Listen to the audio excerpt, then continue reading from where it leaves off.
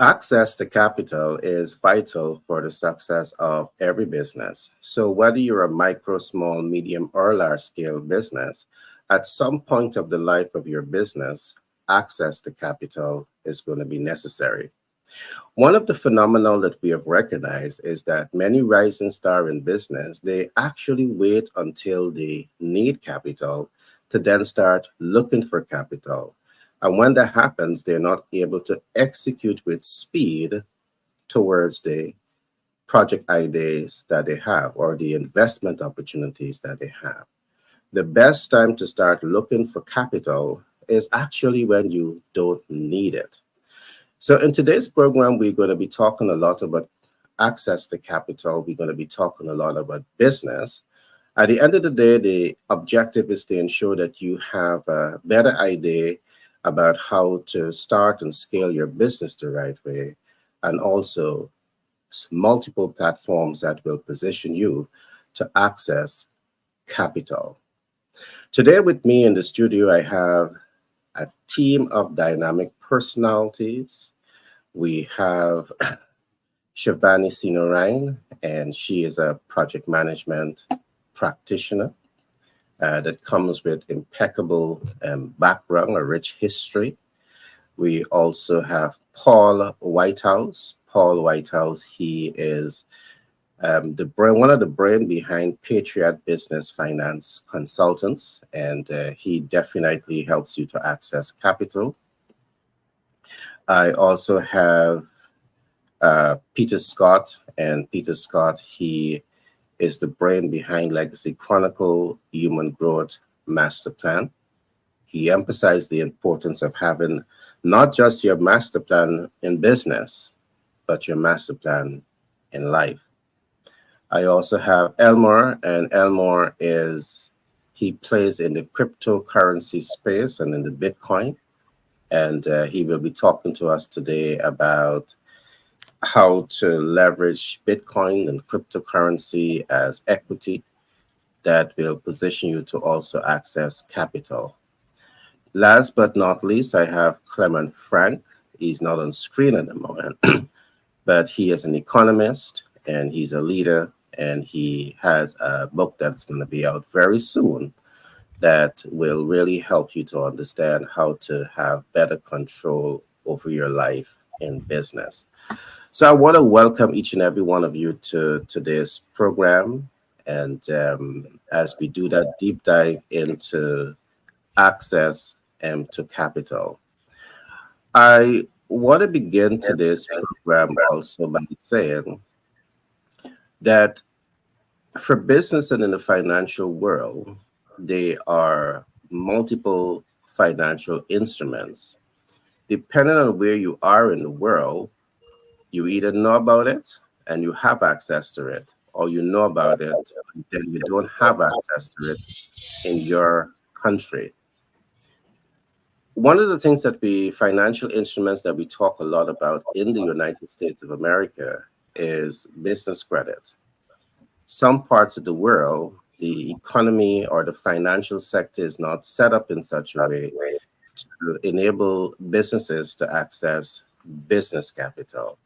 But what I will do is just to give a brief, short, but high level walkthrough of what are some of the things that you need to consider when you're a US based business or you're a foreign national that wants to do business in the US. I'll give you a brief but high level walkthrough of things that you need to consider.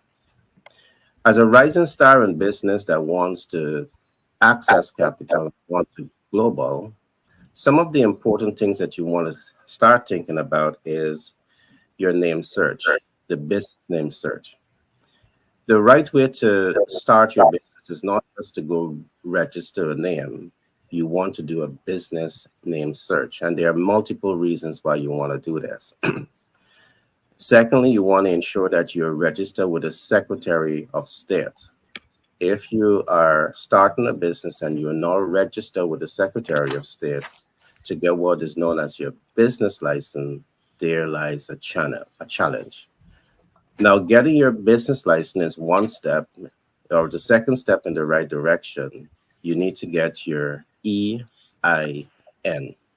and that's your employer's identification number. It is necessary. As a foreign national, you need to get your I-10. I-10. Now, the I-10 will serve multiple purpose for foreign nationals who are setting up business in the U.S. Some other steps that you need to consider is having a proper business address. Now, one of the advice, or what is advised, is that you should not necessarily use your home address as your business address. In my experience in working with rising stars in business, I've used both approach, home address and separate business address, in terms of helping these businesses to access capital. And what I can say, both works. All right, both works. But of course, there are going to be institutions that will want to see separation from your personal and your business. So it is something for you to consider. I'm just saying, in our experience, we have found that we're able to source funding both ways. The second thing that moving forward, you need to also consider what is known as your 411 listing. This is the 411 listing, as you being listed among some of the top ranking players in business, so you can be identified. The 411 listing is you being listed in the business directory. Moving forward, you need to also have your website and your social media presence. Why is this so important? Because financial institutions that wants to put money in your pocket to help you to grow and scale your business, they're going to be looking not just as financial historical data, they're going to be looking at your website, they're going to be looking at your social media platform to collect data on the operation.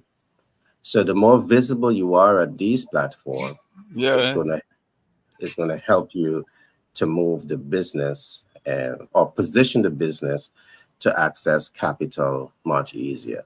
So again, this is all preparing you to access capital. You just don't wait until you're ready for capital and then you recognize you don't have your website, you don't have a social media present.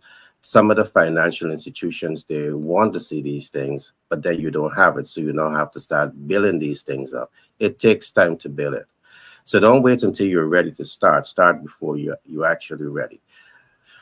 Moving forward, you need to also look at what we call having your business checking account. Financial institutions that are going to be allocating capital to you, they're not going to make a payment to you personally. The funds will be allocated to the business, and you need to have an established business account when you're looking to access capital. You should also have what is known as a business savings account. It's going to be useful and it's going to be helpful to you. Now, I'm going to go into some gray area here, just a high level overview, and then I'm going to pause after the next two statements, and then I will expand on it further. There's also what is known as the SIC code. And what the SIC code means, it means your standard industrial classification code. Now, the average rising star in business, you might have never heard about the SIC code, but why is this so important? It is important because of the fact that when you don't know your SIC code and you select a wrong code when you go to financial institution to access capital, perhaps you are presenting to them an SIC code that represents a high risk. All right. And when you present yourself and in the high risk categories, what happens? Several things happen. The cost of capital becomes higher because you're in a high risk category, or you cancel any chance of you accessing capital because you're in a higher risk category. But you don't know this because no one schooled you on what is the SIC code. Last but not least, for now, is also what we call the NACE code. And what is the NACE code?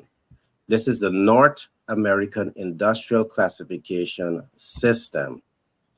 Now, we had a few countries that came together to NAFTA to form this. We had Canada, Mexico, United States of America that came together to form this.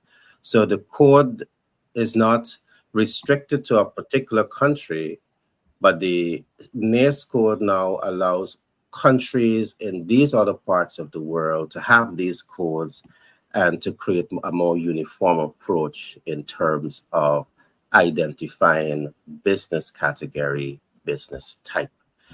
Now, if you're starting a business and you're going for funding and you don't understand some of the things that I've just spoken about, perhaps you're shooting yourself in both legs and perhaps the arm, and you need to have the right information to position yourself and the business to make better business decision.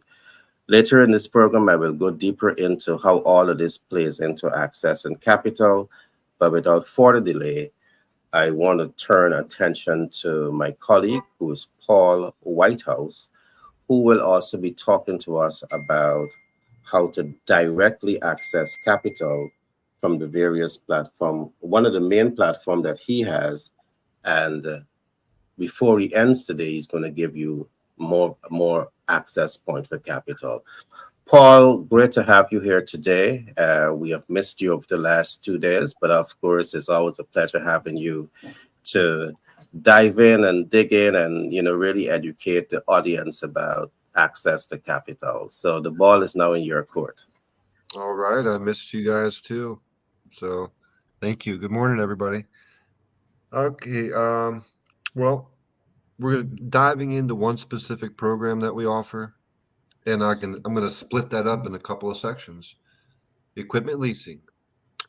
There's equipment leasing for ownership. There's equipment leasing for things that you don't want to own that you just want to use. And then there's sale leaseback. So, equipment leasing for ownership is just another method to get ownership for, of that equipment. It's called leasing, and a lot of times when people think leasing, they think that I'm going to lease it and turn it back in. That is not the case. It can be the case if that's what you want. So if you are, let's say you need 100 computers for your office, you do not want to own those computers in 3 years and deal with selling them and selling them out your garage door, right? At the garage sale. You don't want to deal with that. You just want to turn it in and walk away. And when you use equipment leasing for that type of equipment, stuff that goes out of date, you're not paying full price. You're paying for a percentage of that equipment's life. You're not paying everything for it. You're paying for a percentage of its lifetime. That's a benefit. The the entire payment is a tax write-off. If your payment is $2,000 a month, end of year, you write off $24,000. That's another reason that companies like to use equipment, leasing as the method to obtain equipment for their business. Let's move to for ownership. There's things that you want to own. You do not want to pay 2,000, 5,000, or more per month or less. It all depends on the cost of the equipment that you choose. But if you're getting $1 million a piece of equipment, you're gonna have a payment like that, and I know you know that. So ownership. Um, at the end of the payments, you own it. There's something called a true lease. There's a 10% buyout somewhere along the line. You put 10% up front at the beginning, and at the end of the payments, last payment, you own it. If you want to put minimum down up front, one or two payments in advance is what that's called. Then at the end of the payment stream, there's a 10% buyout, 10% of the original price. Equipment was 100,000 bucks, $10,000 buys title for you. Now, both of these things and what I'm going to mention next can be accomplished obviously with the best credit, good to excellent credit, time in business, walk in the park approval. You're done. You're gold, lowest cost of money. Difficult credit, that can be accomplished. Don't think that you cannot be approved because you can. It's going to take money down to get approved with difficult credit. Um, cash. Let's say you don't have cash. We can introduce something called additional collateral. which if you own equipment free and clear, instead of putting the cash down, you can pledge that equipment, get approved, make the payments. At the end of the payment stream, that additional collateral that you pledged instead of cash, then it's your equipment, you own it again. You just pledged it for collateral until you make those payments. And with difficult credit, here is the bright part. Yeah, no, I mean, sometimes I say it to people and they get down because it costs money down. Well, that's just a result of what happened, and there's no way around that. So when there's no way around something, you have to go through it. And going through it means put that money down, pledge that additional collateral. But the bright spot is make every payment on time. When you do that at the end of the payment stream, then you're better, right? You're not sick no more. You feel better. Your credit score, personal credit score is improved. Your paydex score has improved. And then next time you lease equipment with us, you do not have to put that chunk of money down. It's your choice. So sale, the final component of equipment leasing is sale lease back. It's a way to get working capital for your business. You own equipment free and clear, pledge it. The equipment leasing company will buy it from you. They leave it at your location. It's just like when you pull some money out of your car. You get a personal loan from your bank. You own a car free and clear. You pull some money out of it to use it for whatever you want to use it for. This is the same thing, just a more structured thing for business. Sale lease back means pledge that equipment that you own. They will pay you for it. And typically you can pull 40 to 50% of the value out of that asset. Make the payments on time. At the end of that payment stream, it's a $1 buyout. $1, you take ownership back. And that's a good way to get working capital for your business. All right, thanks for that detailed share, Paul. And I really trust that the listening public is taking away some nuggets here. One of the things that I took away from what Paul would have said is that instead of going and buy equipment, out of pocket, you can lease it because the computer has a life cycle, and you can wait until it comes to the close to that life cycle, and then you can trade it back in and lease again a new set of computers, so you're not coming out of pocket. Quick question, Paul.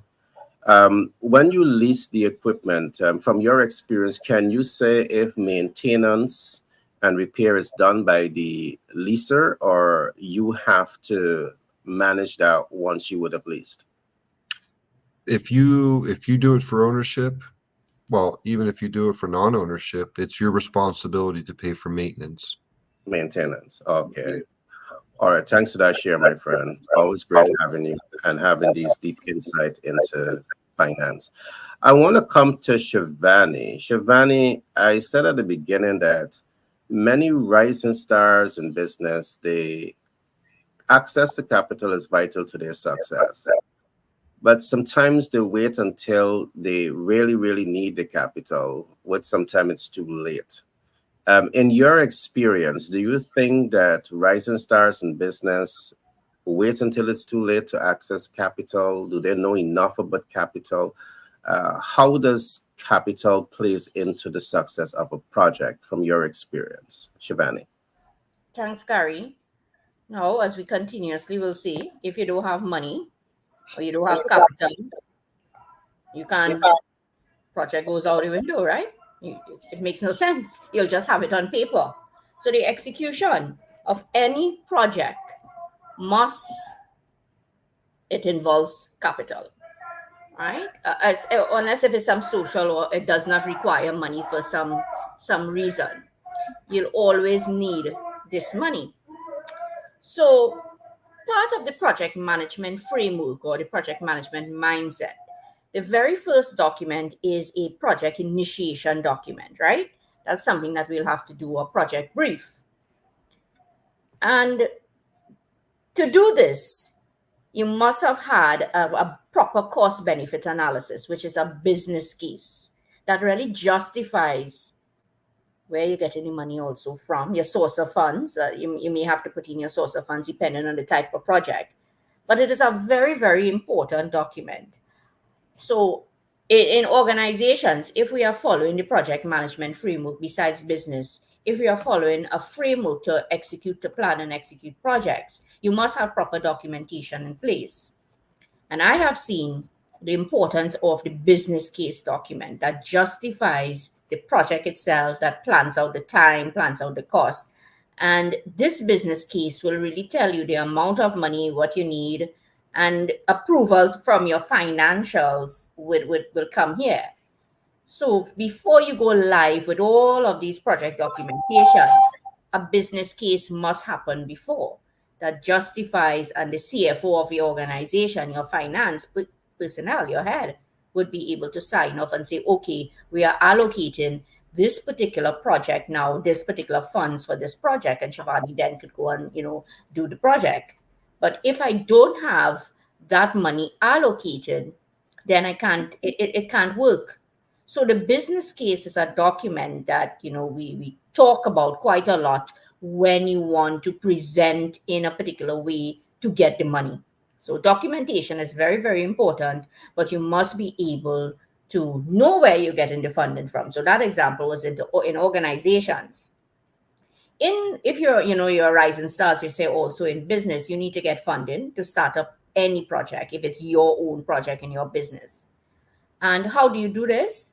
You must be able to research, know where you can get capital from, and also to contribute to that conversation with rising stars in business. Really, you want to look at project management more from an agile way, agile project management, because you then will simply give you will get the capital in phases. That's what agile will tell us, right? They'll teach us the agile way in doing projects. You're not going to get all the funding all the time right up.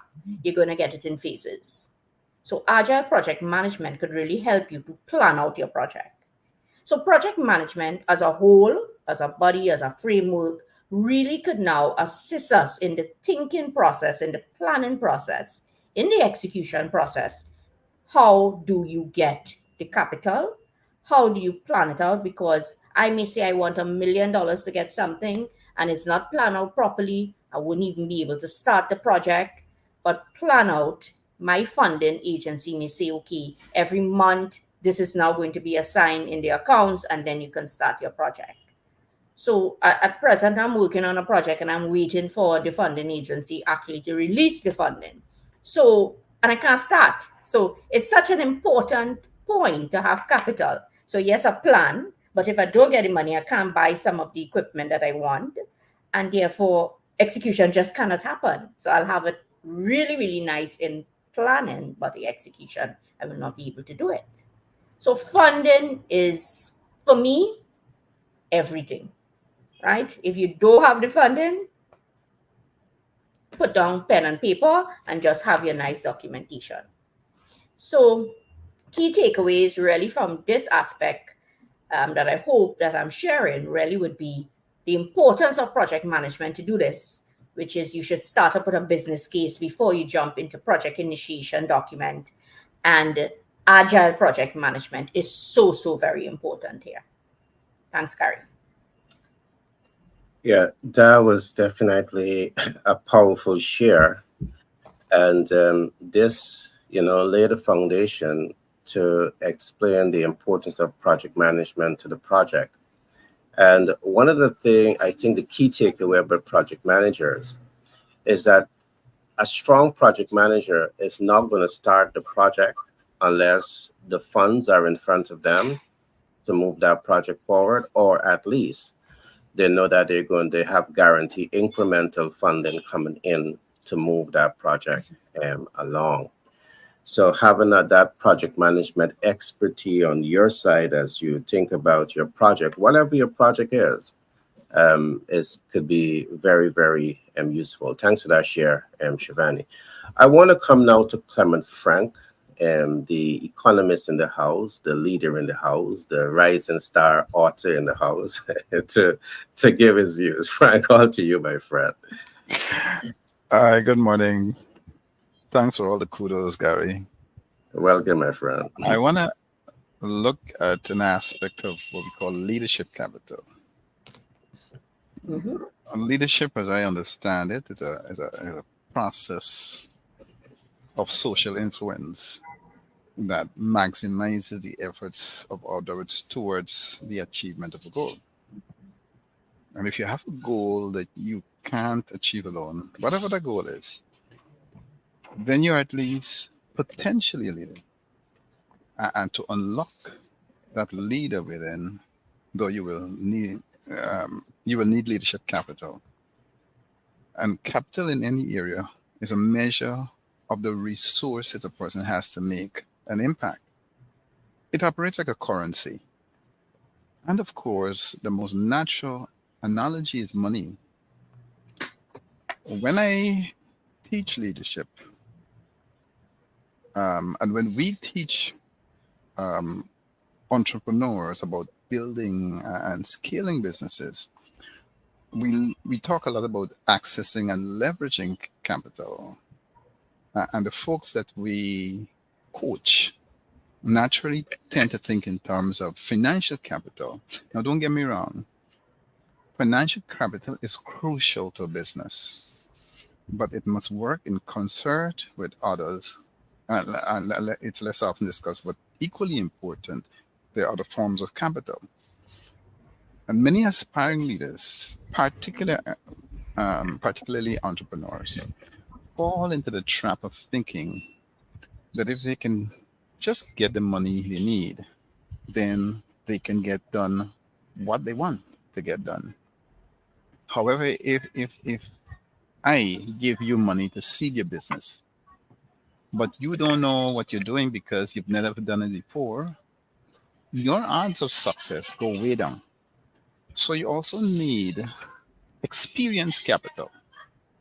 And if you don't have a network or know any of the right people to help you scale your business, you will struggle big time. You need relationship capital, which is change, growth, impact. They all require capital in all of these forms. Leadership capital is a measure of influence. And how does leadership capital fit in? It is a measure of the resources you have to drive the process of influencing others to achieve your goal.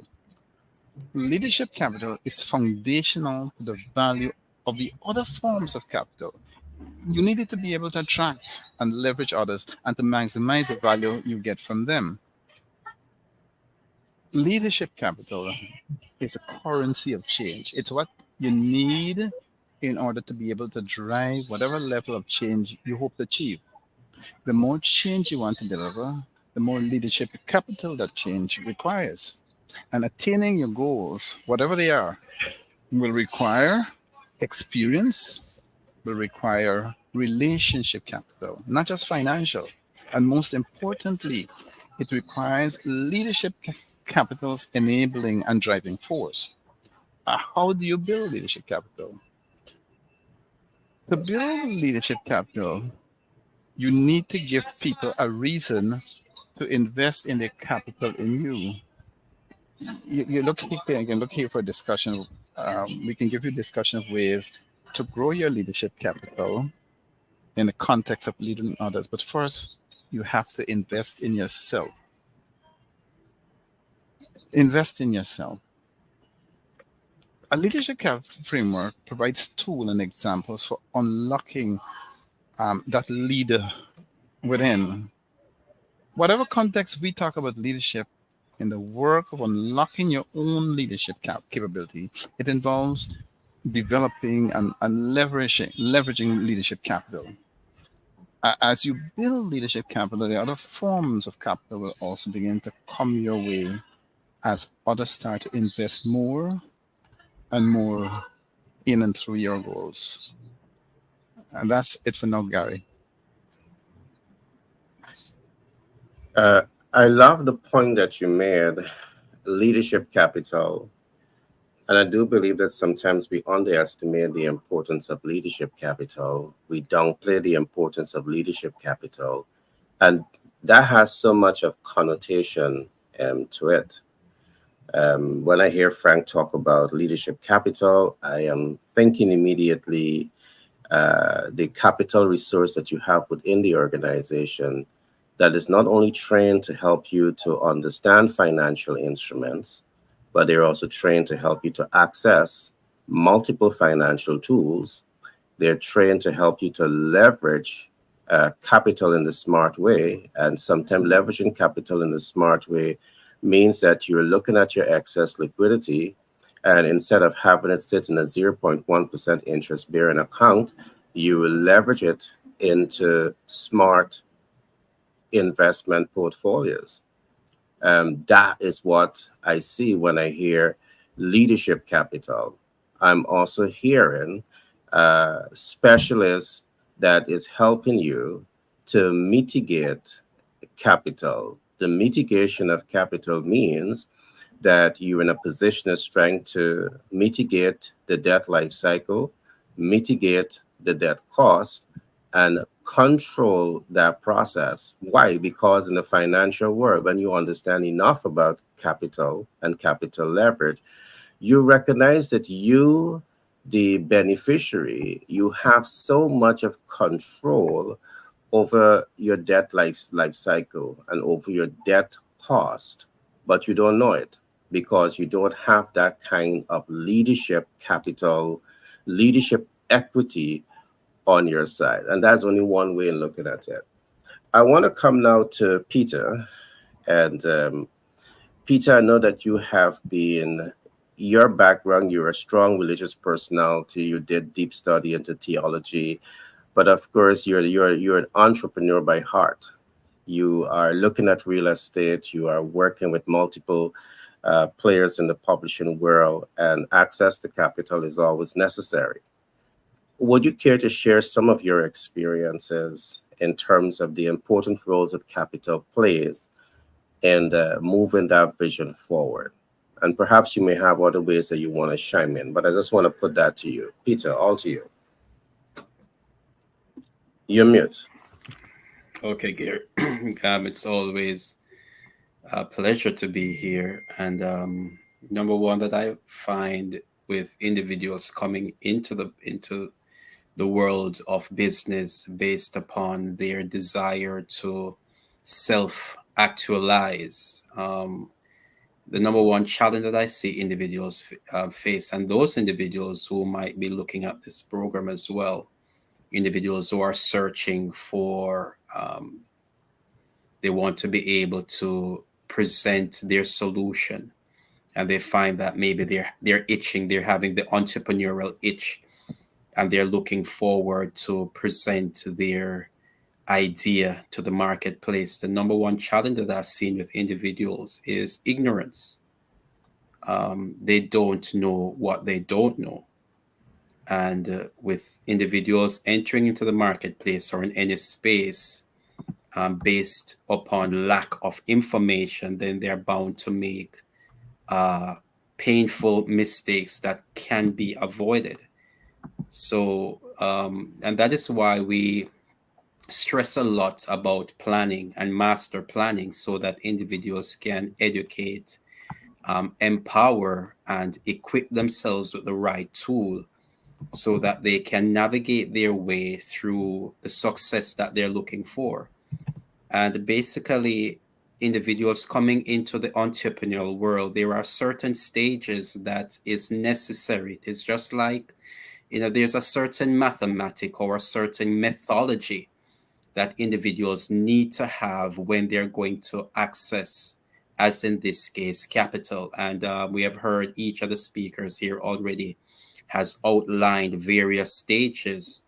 But in an organizational development, and why we stress so much master planning in everything that you do, but the issue is, what are you actually planning in order? What are you mastering? What is the mastery that you need to have coming into business? If you're going to access capital, then you have to know what a proper business structure is.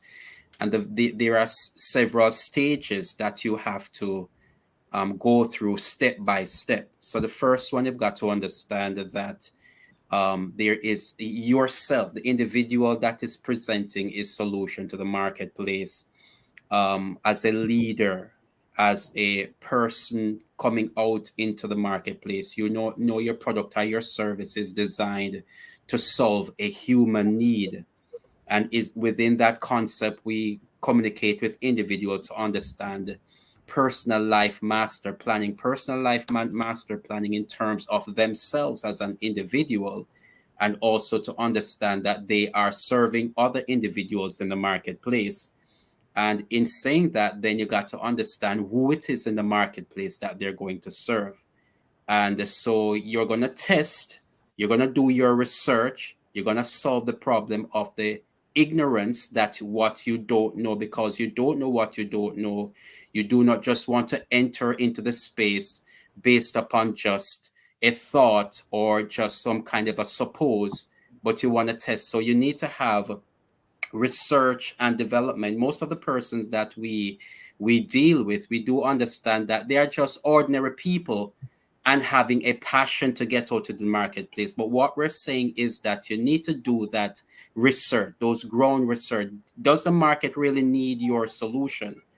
And you have to now find your space, find what it is that the people, so you have to do some market testing to discover those persons, or even if there is a need for that thing that you're projecting into the marketplace, and then do some more testing in terms of, are people going to actually purchase? Even though this idea, you may test a few people, will they be willing to buy what you are projecting to the marketplace? Well, that is now your sales department you're beginning to develop. So first of all, you're going to have your product research and development. And most individuals operating at a MAR scale, as at a small scale, they do not come to understand that there are departments. They do not see their efforts that they're actually building out the various departments of their operation, starting with, as I said, the research and development, which is going to lead into them developing their marketing department just by going out into the marketplace and testing if their idea will work. And then when they realize that their idea is working and they're beginning to test the sales, what is happening now? They are developing their sales department, moving from developing of their small in your basement, your sales department. Then when you begin to start make money, you start to make some dollars. What you are now developing is your accounting department. So you now have to know that your budgeting and everything, your books, your account, all those parts and particles are in place. And when you have your first customer, then you know you have to serve them well. You are now developing your customer service department, because you know have to keep on exchanging with your client to ensure that they are satisfied and they keep being satisfied. And the last thing that they need to have, now you have to manage everything. So now you have your management structures and systems that you have to put in place. All of that will solve. When you understand all of that, you now are better equipped, because your focus, the individual's focus is, focus is to access capital. But when you have proper education according to what it is that you are doing, you're positioning yourself to represent your task, represent your product and services in a proficient way, with confidence, with a certain level of mastery. And this is why we love to talk about master planning, because all these information, when you are having a conversation, when you're putting forward any kind of document to get out into, to attract capital, then you want to represent yourself. You've got to know the language. And when you know the language, then whoever it is going to give you capital, then they feel confident that whatever they're putting in your hand, it is something that is workable. So educate yourself, do every kind of education, find out, do the research, come to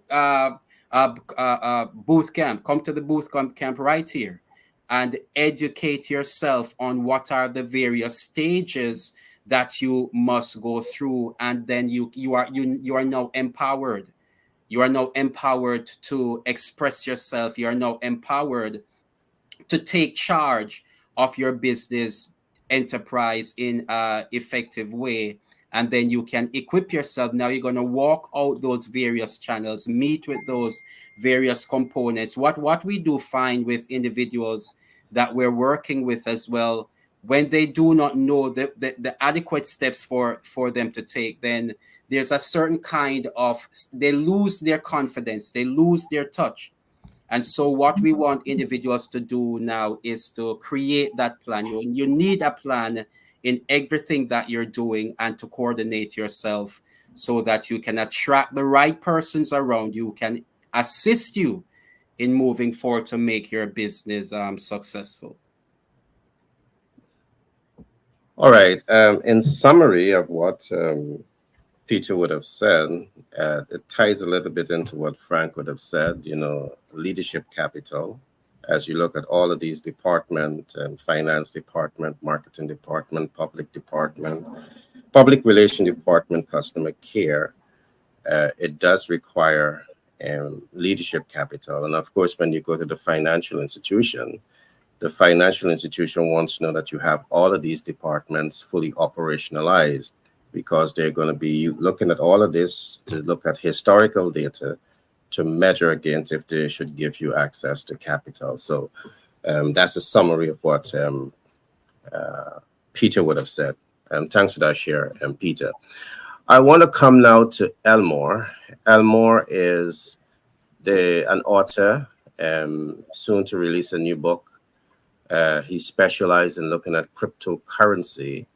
But what I want to look at today specifically, Elmore, is so you invest in cryptocurrency and you have it in your safe deposit. I don't know how safe that safe deposit is. We'll talk about why I'm saying that.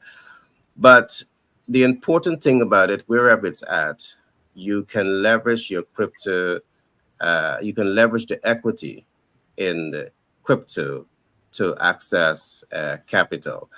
Can you walk us through that process, Elmore, in terms of the smart ways in which we could leverage cryptocurrency and bitcoins? Certainly. Are you able to see me okay? Can you hear me okay? I'm seeing you. I'm hearing you. Yeah. Awesome. All right. So, yes, definitely. Thank you, Gary, for the Thank you. platform and for the opportunity. First and foremost, there's several ways to use your cryptocurrency for lending. It's called decentralized finance. And so, we're going to learn three words today: decentralized finance, which is DeFi, centralized finance, which is CeFi, and then the object that is used to accomplish is called a smart contract. This is smart contract is essentially what the contract you would do with a traditional finance institution. Is just going to be on the blockchain. So now that we have these three words in understanding, there is several ways now to be able to use your cryptocurrency so that you can use it for collateralization to be able to get a loan. You could get a regular loan in this space, or there is a tool available that is called a flash loan. The flash loan is essentially um, what is entailing, which is you're going to make this loan, you're going to pay the loan back within minutes or hours. So there's many different ways to do this. Now there's vehicles available for this. You have an application called BlockFi, you have MarketDAO, and you have Hedera that it also has a decentralized finance side and a centralized finance side.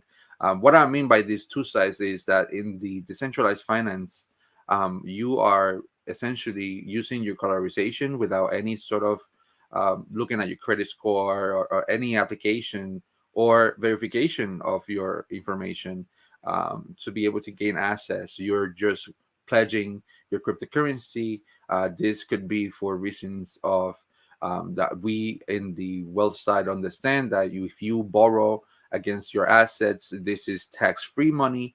that you're able to use so that you can endeavor into other assets. You can use it to do arbitraging in this space, which is something that you must have quite a amount of adequate knowledge to be able to do so, because a flash loan, it could be used for either getting rid of one loan because of the percentage being too high, so that you can attach yourself to another loan that will have less percentage, or you can use it to arbitrage, which is, you understand that you are looking at two different exchanges that have different pricing on a certain cryptocurrency, and so you make a flash loan so that you can purchase the cryptocurrency in the one exchange and obviously take it to the other exchange to sell it, and then you would pay back the interest and keep your profit. This is the ways that you're able to use this space. However, this is still developing, because we have over colorization and what certain aspects of the marketplace, which is made for individuals that do not have access to regular banking. It's under colorized. This is something to where none of your information is used. You are not having to verify anything, but you must be able to pledge 1.5 to 3 times the amount that you are going to be borrowing. So, and to put that into perspective, I know that I unloaded a whole lot in this short period here. So, I would open it up so that you guys can ask me some questions about this space. Yeah, great share, Elmore. And what I will do as time progresses, I want us to do a deep dive into what you're talking about, because the thing about it is that I do believe that it's a subject that most people in the world are now beginning to get some degree of familiarity with it. And we have to do a deep dive and to do justice to the body of knowledge that you have. All right. So we will talk some more about that in terms of doing that interview and really helping to unlock um, the reality behind what you're doing. All right. Awesome. Okay. Looking All right. forward.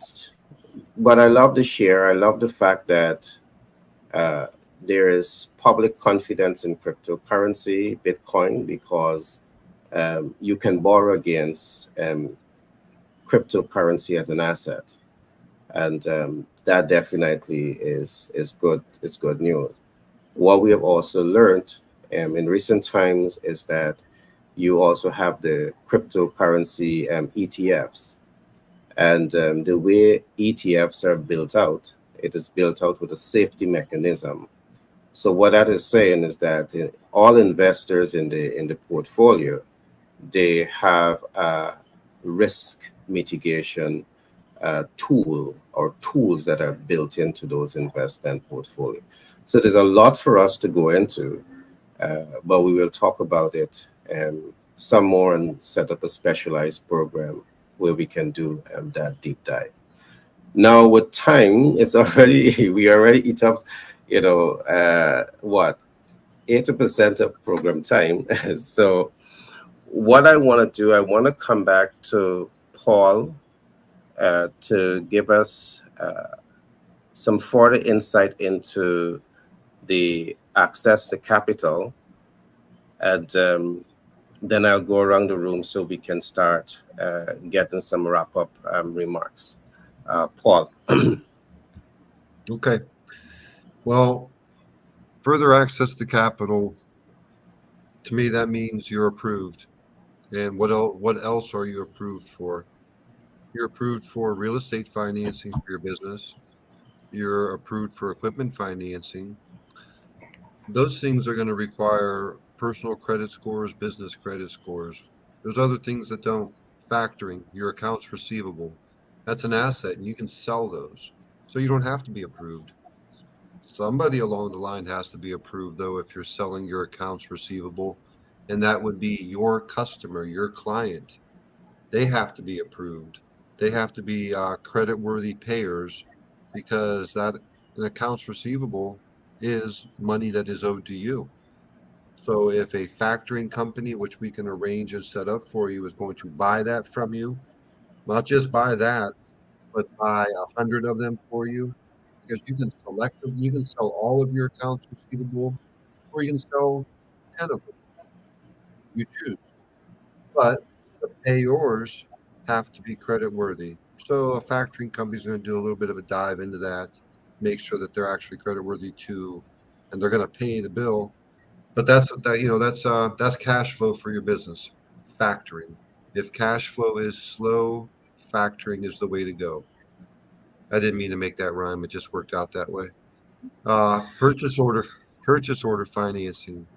If you got a large order from a large company and you don't have the cash to fill that order, I know you don't want to let that order go and just say, well, we just can't take it, because you're passing up on a relationship that could bring more business. You're passing up on profit. So we can set you up. Patriot Business Finance Consultants, Global Capital Incorporated can set you up with purchase order financing, PO financing. Imagine your big brother steps beside you and advances the money for you to fulfill that project, to have it manufactured, to have it shipped to your buyer. That's what a PO finance company is going to act like. They're going to take care of the bill for you. And when your customer pays that bill after the product or service makes it to them, then PO financing company gets paid back. You get the remaining profit. And out of that profit, you've got to pay them the points for doing that job for you, because it's not free, but it's reasonable. And not only is it reasonable, it allows you to take that order. Who wants to walk away from an order from Walmart, or name any other big company, or a company that we've never heard of that's big? Because there's a lot of big companies we haven't heard of, right? It doesn't have to be Walmart. So that's purchase order financing. Industrial hemp fiber, we want to work with you. Capital raises for startup businesses, Securities and Exchange Commission compliant, because that's very important, and then growth capital for existing business. Uh, you're tapped out at the bank. You can't use your assets anymore. What are you going to do? And your company is growing, and you need some money for growth capital, but you don't have assets. Well, there's investors out there who will invest debt, not equity. They'll invest debt, and they will put it subordinate to your current financing. Now, it's not cheap, and you can imagine why it's not cheap, because if that deal falls apart and they've invested money into you, typically a lender is going to come back and take back the asset, sell that asset, get their money back. These investors are unable to do that because the bank has already, those assets are already spoken for by the bank. So it's risky for them. It's high risk. They can't get nothing back if it fails. So that's why you have to have strong financials and growth. Back to it, strong financials. Weak financials do not get approved for that type of financing. Strong financials do. So that pretty much covers what we do, and we want to do it for you. So Paul at patriotbfc.com, email me right below, Global Capital Funds Ltd at gmail.com, email Gary, email both of us on the same email. Let's set it up to where we can talk to you and solve your problems. All right, thanks for that share, Paul. And what I want to make crystal clear to the public is that we're not just here to talk about capital. We're here to help you access capital. All the financial instruments that we're talking about, we are in a position of strength to help you to access those capital to grow and scale your business. Now, once you have a US-based business in 50 states and you need access to capital, I want to encourage you to reach out to us. We can give you that support to achieve your business financial objectives. Now, I want to quickly just navigate some of the things I have spoken about early on. I started to look at business funding. Now, one of the things that you also want to look at as you're setting up your business and you want to make your business ready for funding, you want to know what is your DUNS number. And when you get your DUNS number, it also helps you to get your paydex score. And doing business, you have two choice. You can either be using your personal FICO, which is not advisable unless you're doing a personal guarantee, or you're using your paydex. You're building up history of the business to take money and manage money. And when you're able now to build up that business history, the business over a period of time, you will be able to borrow on the strength of the history that that business would have been able to develop, leveraging your paydex score. If you borrow on your personal credit and you mess up, you have late payment, you have non-payment, everything reflects on your personal FICO. And when that happens, it's affecting you and your ability to access capital and do business. I'm saying this because this is how many businesses get started, by leveraging your personal credit. And then when you really need access to the capital and we take that scan at your FICO, we recognize that you have derogatory, you have late payments, you have all of these things that is preventing the financial institution to now want to do business with you. None of that happened with your paydex score, because your paydex is separate. So what paydex is like saying to the public, what happened in the party, stay in the party. All right. It's not reflecting on your personal score. Everything stay in the party. So these are hacks that you need to know when you are setting yourself up for business and you want to set yourself up properly. Now, when you go through all of this and you set all of this up, there's some options, because depending on where you are in business, if you're a newcomer, my advice to you, don't take debt. All right. Paul gives some examples. Perhaps you can look at leasing. All right, because you don't have that large upfront debt obligation. I want to give you some other hacks. Let us suppose that you want to set up a store. It don't have to be a physical store. It could be a virtual store. And what you can do is outfit that store with all of the items that you want to provide to people. And you could be leveraging net 30, net 60, net 90. You could be leveraging affiliate brand ambassador, and you could be leveraging drop shipping. Guess what? $0 down. $0 down. But here is where you can have a virtual storefront that is positioning you to earn hundreds of thousands of dollars on a monthly basis. I'm saying these things to you because these are some of the things that we help clients set up. These are some of the things that we do.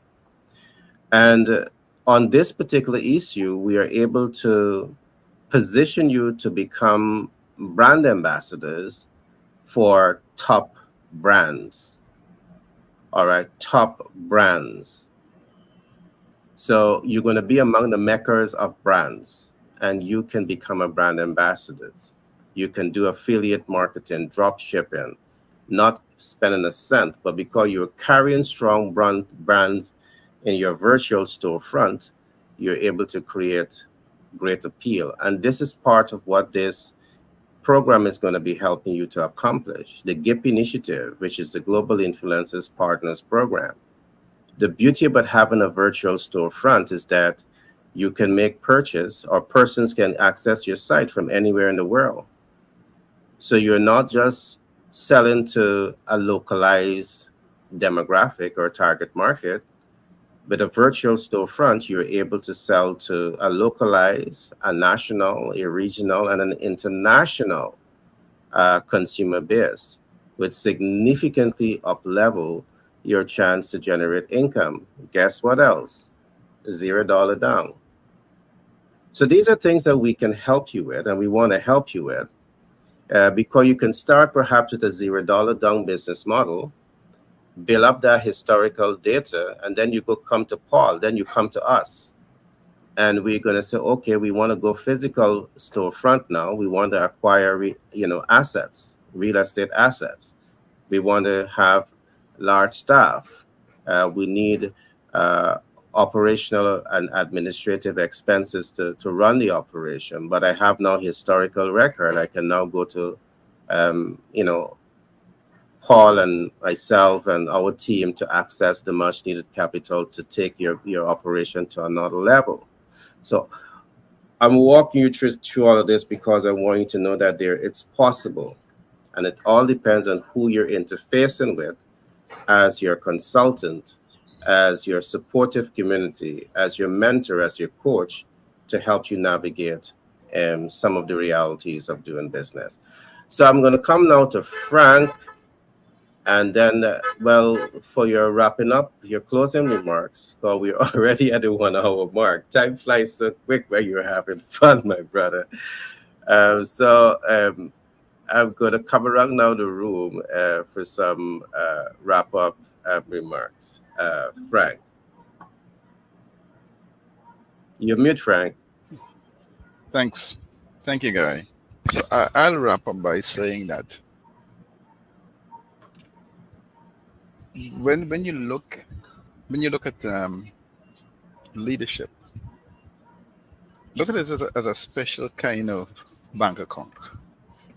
But instead of money, you're depositing trust, respect, and reliability. And the more robust this account is, the more effectively you can steer your team and help them achieve their goals, particularly when you're faced with challenges.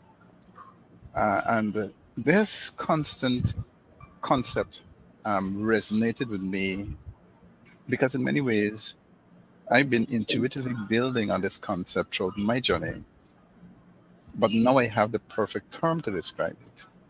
And me, Claremont Frank, has been lucky enough to lead some transformative projects. You know, the kind that changes how we work, digitized our business, and throws out the old. We've always done it this way attitude. And I've always been challenging the status quo and trying new things. In these times of big changes and new directions, if you have a shared goal and a clear vision, it is absolutely important. And this journey of transformation and challenging norms is impossible without the leadership capital that you can accumulate. So you have to learn this label of leadership capital, and it um, Jacko Willink, in his book Critical Leadership Training Masterclass, that has helped me retrospectively understand the dynamics of the changes and confirm what I consider to be an integral part of my leadership style. And this realization was like finding a missing piece of my leadership puzzle. That's a piece I always use but could never name. So, based on Jacko's masterclass, some thoughts that I've been able to put this together, and it's also in my book, is understanding leadership. And leadership capital is like credibility and trust that you earn over time, and it's built through respect, it's built through experience and your ability to inspire others. And just like money, you can use it wisely or waste it. If you have a good balance in your leadership bank, people are more likely to follow your lead even in hard times. And how to gain leadership capital is be consistent in your actions, have an effective communication, show empathy and understanding, and demonstrate competence. All right. So, like a financial investment, leadership capital will grow with compound interest, and every positive action and effective leadership moment adds to it. The more you invest in trust and credibility, the bigger the returns in terms of team loyalty and productivity. Over to you, Gary. Guys, I'm laughing. I like how Frank has, in figurative expression, we say personification. Man, I can remember school days. You make leadership looks like a person now. It has to be personal. It has to be personal. I like it, Frank. I love it. Great share, great share, great share. I trust the audience really enjoyed this program as much as you do. I do look back and I do reflect on these programs, and there's always, moments to learn and grow. All right. So I want to encourage you to, wherever you look at this program from, if you're a first timer, do like, subscribe, and share, and make sure that you always invite your friends, who are in business to come, be part of the business boot camp. I want to come now to Shivani for her closing thoughts and everything that we've talked about today. It's always great to hear from a professional project management practitioner, Shivani. So Gary, you just said my name so nicely. So let me make sure and you know, give you some good conversation as well. Now, as Okay, I'm competing with these guys, right? no, but you did it well. So great. So Thank project you. management is we keep asking ourselves in all conversation, what is the role of the project manager? You'll always hear this over and over. Is the role of the project manager someone to actually attain and get the funding? Is that my job to get the funding? And it always is a conversation, right? Because at the end of the day, well, a discussion, an argument, a lovely conversation, if you want to say, because at the end of the day, the money should be set aside, and then we come on board as the project manager now to run this project from beginning to end. However, skills are changing, the world is changing. So we as PMs cannot sit down and say, oh no, the money will, somebody else will find the money for us and then we will come to run the project, right? So to me, and I have seen it over and over and over, this is a skill that we need to develop as well, how to get the funding, how to attain the funding. But okay, so you may say as a PM, I'm not going to learn how to do it, or go and do a whole big camp, business boot camp, or something like that. So what I say and my advice to persons who need to get the funding, but this is not their skill in how to do it. It's all about, and I'm using Frank's word here when he spoke about capital and leadership capital and relationship capital. Really, this is a skill that we need to develop in project management as well, which is relationship building. We spoke about it already, stakeholder building. Networking with persons will really teach us how to get the capital. So it is a skill. You could be very, very good as a PM at your trade. You will be able to bring the project from beginning to end. However, it means nothing to bring the project to beginning to end if it couldn't happen in the first place, which is to get funding. So imagine if you learn this skill now in how to attain funding, how to conceptualize the projects, how many projects you can do, and how much you could rise more in business. So my closing remarks really, and coming out of Frank too, which is relationship building, is this is a skill that we need to develop more, stakeholder engagement. And I have seen it. When you learn how to do this, you will create new projects. It happened to me a couple days ago.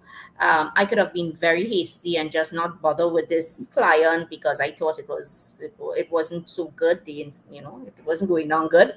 But listen, empathize, use perfect skills, and reforming a new co-creation, a new product, anything. So it is listening, empathy.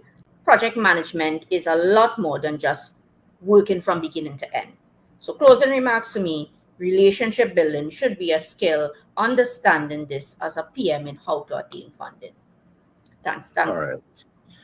All right.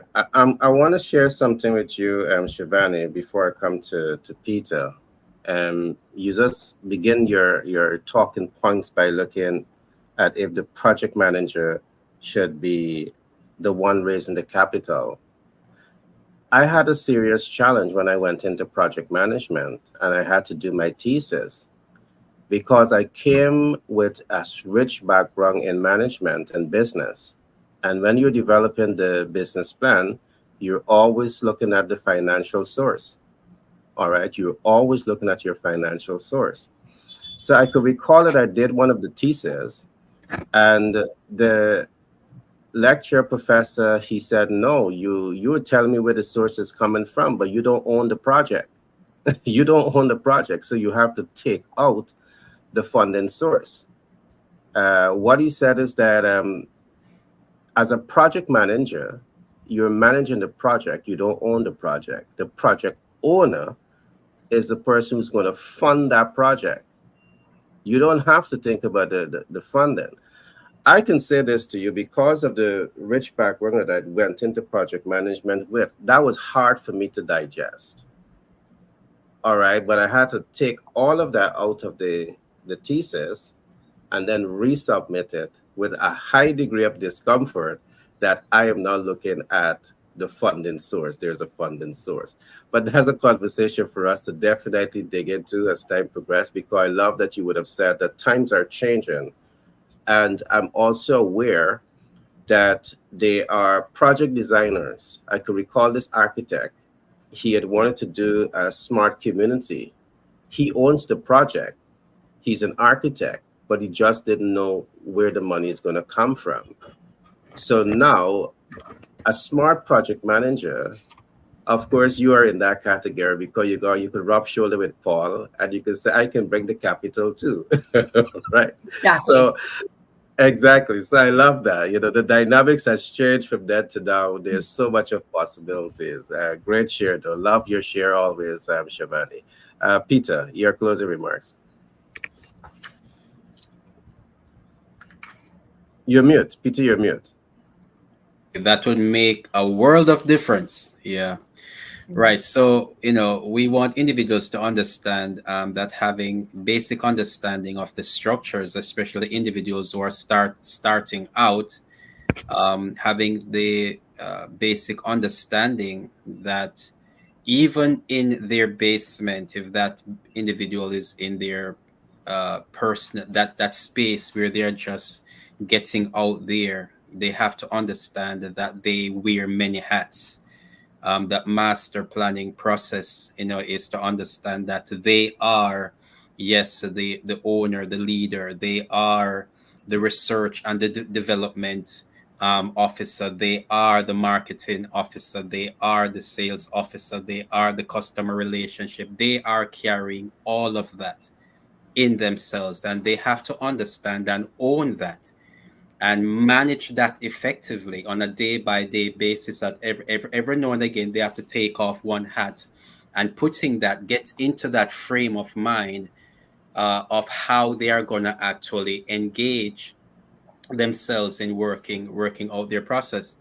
But with that, what we want to say that, in getting that capital, especially where they're at the level between the marketing and the sales, because penetrating in the market, the same individuals, and I heard Shivani said it a while ago about relationship, building relationship, because you're in your first levels of individuals, that your friends and your family, they are a source of capital, and they are your first source of capital.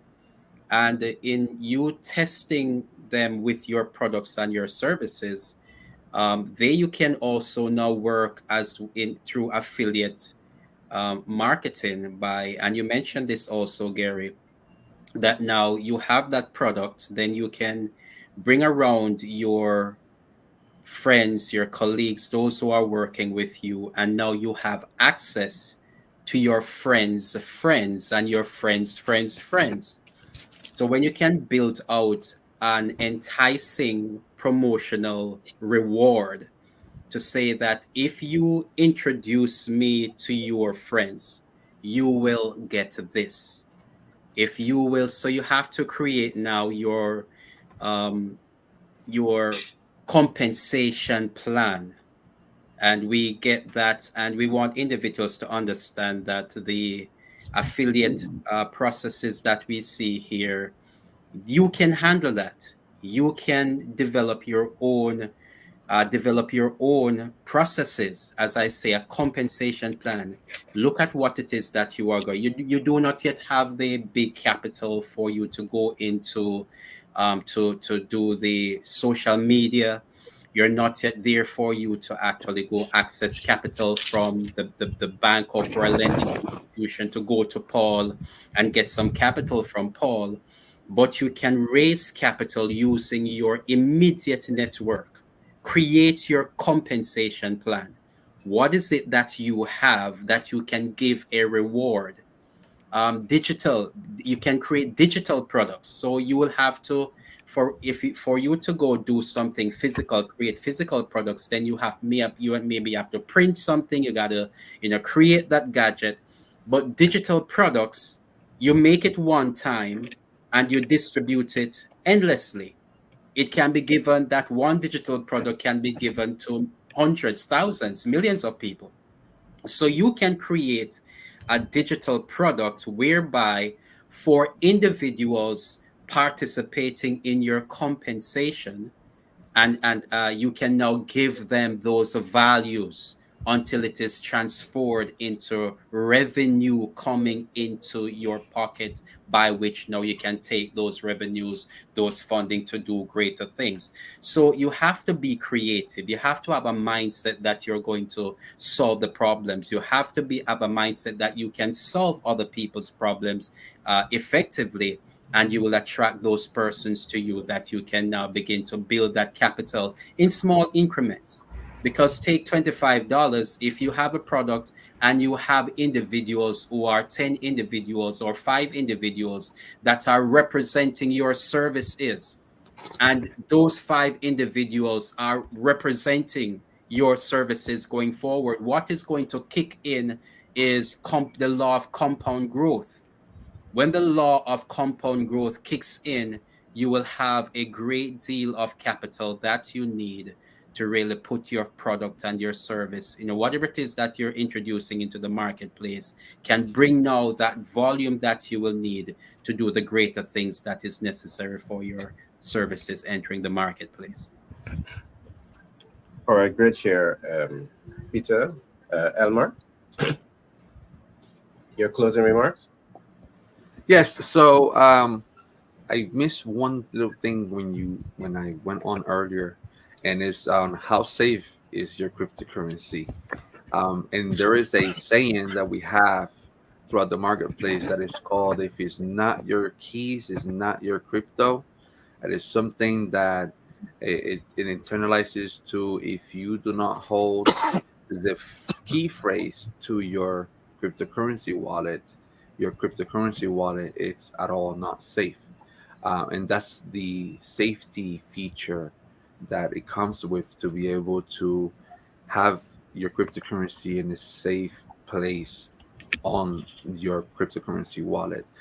Losing that key phrase is a complete loss of your funds. Anyone can wipe you out.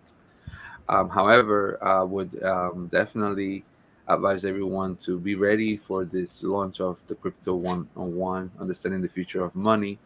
And if also, follow me on my social media, so you can also reach out to me, and we could get into a consult call and get you from zero to hero, as far as getting onboarded onto this space that is now becoming a full circle for everyone to get involved, as we have a whole new financial system that is looking to get implemented, that is based on this new technology called blockchain. Um, Thank you so much for everyone, and I cannot wait to share more. All right, Elmar, thanks for that share. Paul, your closing remarks? Like, everybody on here is brilliant, and I really got something like good and awesome to say about everybody like right now. But I'm just going to focus on Frank. Like, leadership comes in voice, right? I can imagine being in like a chaotic situation with Frank, and he's like, "So This is what we do. We will do this, and you will do this. That's not my final comment, but that's a comment. Leadership comes in like it comes in your presence, your voice, your actions, and your direct. But he's got it all down. Shivani, next week I focus on you. Please, Yeah, you please do. Paul. I get vexed Paul, when you do with Frank. Yeah, I get vexed. I get vexed. Yeah. Frank is a Paul. cool operator. Yeah, like how Frank Yeah, just let it just cool, calm, and collected. Oh yeah. yeah. Yeah, that's You, Frank. Yeah. Paul, That is Frank. You guys are too Paul, much. yeah. You have to have the voice, right? Yes, So you man. have in the corner there. You have the voice. I have a dream that someday. He's got That's it, the voice man. He's there. got it. He's got it. I have a dream. Yeah. Yeah, Paul, continue. We taught you. Go ahead. Okay. Final comments. You're approved. Financing is available. Don't worry about it. Let us worry about it. Throw the problem to us. Let us worry about it. If you got good to excellent personal credit, you got time in business, you'd already know you're approved. You don't have a problem. You don't have anything to worry about other than getting too expensive for financing. There's people who will jack the rate up because that's called yield spread premium. Buy rate, sell rate. They get you approved for here, you get they tell you here, and they make money on the spread. That's one thing you got to worry about if you don't know what to look for. That's what we don't do. How do we get paid? We charge points. We charge fair because we want you to come back to us. But we're transparent. Here's what we're charging. We're not like getting you on the back end and jacking up your cost of money. That's a no-no. So that's if you got excellent credit, good excellent credit. If you have difficult credit, you've been declined by your bank, and you just don't think it's possible, well, it is possible. Our lenders want to say yes, and difficult credit is not a problem because they know they're going to get you back on track. You make the payments, credit score improves, paydeck score improves, you're good. So let's get you back to being healthy if that's the situation instead of not being healthy. Paul at patriotbfc.com. Email me, email Gary. Let's get together and do it. Yep, definitely. So, Paul, I just want to extend a little bit on, you know, leadership capital. So when Frank is talking about leadership capital, what he's visualizing is the Martin Luther Kings of today's and the, those great ones of today's. And, a great visionary in the corner there, right? Yes, Frank. I want to see all that in the book, right? All Audio right. book. He's got to narrate his own audio book. You got it. You got it. Let me get that speaking voice, right? Great. All right. The conclusion I want to say is, if you're in the United States of America and you're struggling to raise capital, there's no reason for you to do so. Peter gave a hint. Peter said, "The lack of knowledge of people shall perish." And the reason he's saying that because on these programs we tend to give you so much of information, so much of education that once you're on these platforms, you have a business, you want to grow and scale, and you want to do it fast. You should have no struggle with access to capital because we have Paul, an expert. We have our team who are experts in our field that is going to support you to access the much needed capital to grow and scale your vision. So the next time you're thinking capital, I want you to think us, Business Bootcamp, and what we can do for you. I want you to think Patriot Business Finance. I want you to think Global Capital Inc. Man, just think Business Bootcamp because this is a melting pot of all the great talents that you need to move your business, your vision, and forward. I want to say hello and thanks to my team, Shivani, Paul, Frank, Elmore, Peter. You guys have been sports, man. We played the sports today, man. And I really enjoy, working with you as my team. So with that, I want to say you guys have a great and wonderful and phenomenal day. Frank was saying I use a fancy words, so let me close the program by using some of their fancy words, right? You guys have the best super super super day. Thanks, my friend. Okay.